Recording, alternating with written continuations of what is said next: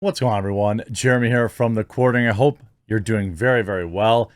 There's a lot going on today, whether it's the Libs of TikTok story, the Ethan Klein news. I've got the latest Elon news for you today. I've also got a hilarious, huge win for a Christian professor. Tons and tons of news. Make sure, if you're on YouTube, that you click that red subscribe button down below, or if you're on Odyssey, Rumble, BitChute, or anywhere else, that you also subscribe there.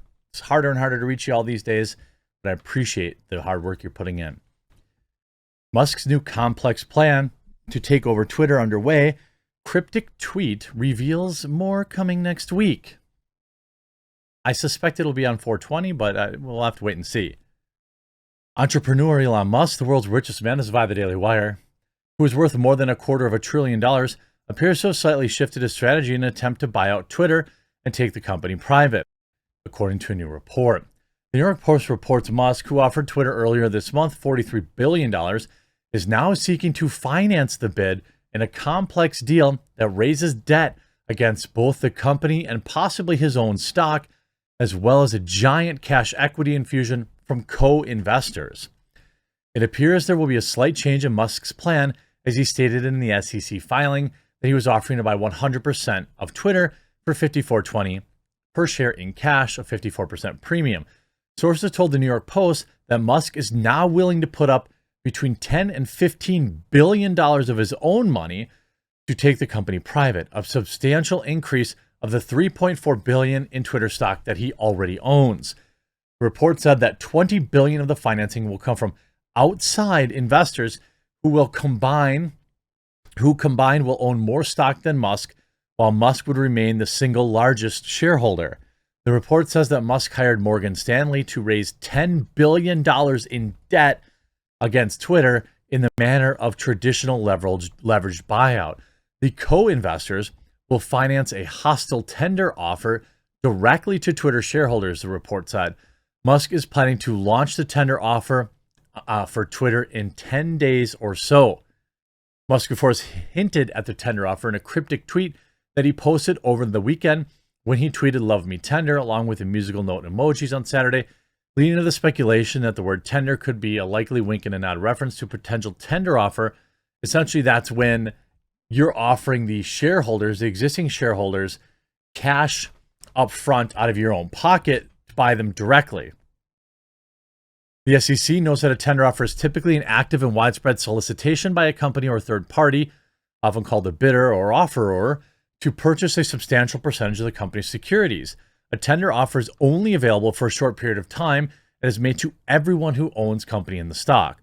The price offered to purchase the shares is fixed and usually comes at a premium rate compared to the current market value of the stock. Also in this report, Elon Musk scrambling to find backers for Twitter takeover. Elon Musk is the richest person in the world, but he's scrambling to assemble a buyout bid for Twitter using other people's cash. The Tesla tycoon, who's worth $270 billion, according to Forbes, is angling to finance his $43 billion bid to acquire Twitter in a complex deal that raises debt against both the company and possibly his own stock, as well as a giant cash equity infusion from co-investors, the Post has learned. Still, insiders say Musk appears to be facing hurdles in raising the money. In addition to doubts about whether Twitter is worth the $54.20 share that Musk offered on Thursday, sources said that some investors appear skittish over his pattern of unpredictable behavior and taste for controversy. Musk himself is willing to invest between $10 and $15 billion of his own cash to take Twitter private, two sources close to the situation say. I'm sure, by the way, that this was leaked on purpose. That this was leaked by Elon's team or whoever's trying to raise the money, right? Musk may also be willing to borrow against his current stake if necessary, a move that could possibly raise several billion additional dollars. The co-investors will combined have more equity than him, but he will be the single largest shareholder. We saw that. This on the heels, though, of a report, as Jack himself seems to be tired of playing footsie with the Twitter board. This is, Twitter co-founder Dorsey takes aim at board in a series of tweets. This is via April 19th via a Reuters report. Dorsey, who is also a Twitter board member, added to the chatter on the microblogging platform last week when he said that Twitter's board has consistently been a dysfunction of the company. In response, a tweet on Monday asking him why he did not say anything or do anything about it when the CEO of Twitter, Dorsey, expressed frustration at his limited ability to speak freely. So much to say, but nothing that can be said. Dorsey's tweet comes after 2 weeks of upheaval at social media company that started with Musk disclosing a 9.2% stake. If we look at today's Twitter stock, it's been up pretty much all week, but today, a sharp decline. At exactly 2:05 p.m. today, we saw a pretty significant sell-off from 47.71 down to 46.31, more than $1, more than 2 or 3%. And I'm not sure exactly what's driving that, but you see what says here is Twitter stock swings sharply as individual investors pile in. Now, this is a lot of people probably considering, hey, we're going to get perhaps this buyout or, whatever the case may be. The media is still absolutely over-exaggerating this and losing their minds by writing, Elon Musk buying Twitter could have grave implications for civil rights, as Urban League, whatever the Urban League is. Twitter's board of directors should consider rejecting Elon Musk's bid for social media company because of the harm his ownership could have on user civil rights, says Mark Puppet, president of National Urban League. In a letter Monday expressing to Twitter chairman Brett Taylor, he said that Musk has been expressing concerning views around content moderation and free speech that are counter to the principles of creating an online community that is safe for marginalized communities and protects our democracy. So to be clear, what this clown is saying is that free speech is a threat to democracy. I mean, is that what he's saying? And if you see, Elon has put out a couple of tweets today in regards to this, tweeting, the social media platforms policies are good if social media platforms are good if the most extreme 10% of the left and right are equally unhappy. I would actually agree with that, except I'm not sure that the most extreme on the right the most extreme on the left are unhappy. They seem to use Twitter with impunity. You see the super soldiers using it freely to organize their action, call to actions or whatever they call them, which are really just riots and things of that nature. You see Jack Dorsey currently still trending, and I think that what you're seeing is Jack Dorsey feeling himself a little bit more, and saying like, hey, maybe I'm going to come out and say some things that maybe I couldn't say before.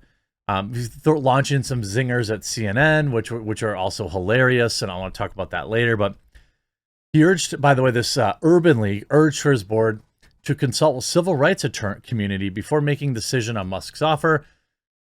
I want to be clear what all this is, friends. This is about controlling narrative. You know what I mean? This isn't about money. This isn't about maximizing shareholder value. This isn't about doing what's best for Twitter. This is about control. The mainstream establishment, which is left-leaning or just pure left outright, knows the cultural influence that Twitter has, knows that cultural influence is a product of careful, uneven enforcement of nebulous terms of service rules that, in my opinion, continually affect those on the right far more than they do those on the left.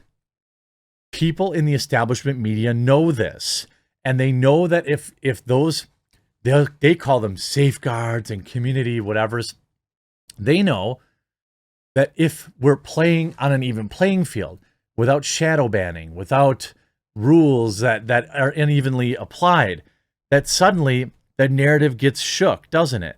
And accounts like Libs of TikTok, which is going to gain 100,000 followers today alone, by the way. I think they've already gained 70,000. It's like barely noon on the East Coast or West Coast. I'm not sure how many followers they're going to get on the West Coast, but you get what I'm saying. It's early. It's 2 o'clock Central, and they've already gained 70,000 followers. They're going to gain 100,000, maybe 200,000 followers over the next couple of days. Rightfully so. But when you have all these, CNBC and Urban League and this other leagues and League of Extraordinary Censor Men coming out and saying that, hey, maybe we shouldn't sell Twitter, that tells you all you need to know, doesn't it? That tells you that they see Twitter as an ally to their cause.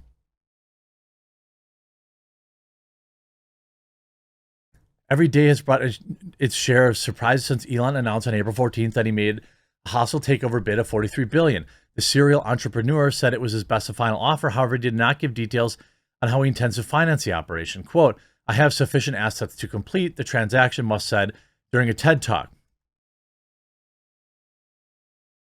The markets are still undecided. If the Twitter action progressed a lot when Musk announced that he had become a shareholder, the group's action currently remains below the price offered by the billionaire. Generally, this suggests the investors doubt that the transaction will go through. The shares closed at $48.45 on April 18th.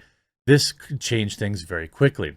Indeed, Apollo Global Management is interested in helping finance an offer to buy Twitter and take the company private, according to the Wall Street Journal. The fund is considering backing a potential deal for Twitter and could provide Musk or another bidder like a private equity firm, Thoma Bravo, with equity or debt to support an offer, the newspaper said in close to the matter. So this is going to happen. I think something's going to happen with Twitter, but the stock taking a huge dip, it's kind of working its way back a little bit.